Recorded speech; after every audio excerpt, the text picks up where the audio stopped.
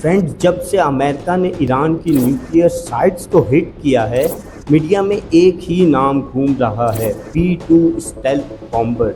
यह American air force का एक मॉडर्न स्टेल्थ एयरक्राफ्ट है, लेकिन ये फाइटर जेट से इतना डिफरेंट क्यों है? आज हम आपको इसके बारे में बताएंगे। इसका डिज़ाइन एक हॉक या ईगल की तरह लगता है, बिना टेल के, सिर्फ वाइड विंग्स का स्ट्रक्चर। जैसे ये परिंदे हवा में साइलेंटली ग्लाइड करते हैं, वैसे ही ये भी ज़्यादा स्टेबल और स्टेल्थी रहता है। ना सिर्फ ये, बल्कि इसमें ऐसी टेक्नोलॉजी यूज़ की गई है जो रेडार पर सिर्फ इसे एक छोटी से डॉट की तरह शो करता है।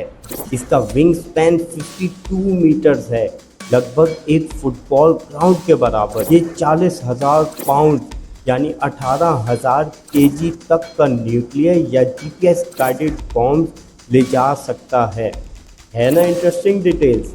मैं हूं आपका अपना टेक दोस्त, जो आपको टेक्नोलॉजी की दुनिया में कभी पीछे नहीं रहने देगा। इसीलिए चैनल को सब्सक्राइब करना ना भूलें और वीडियो को लाइक ज़रूर करें।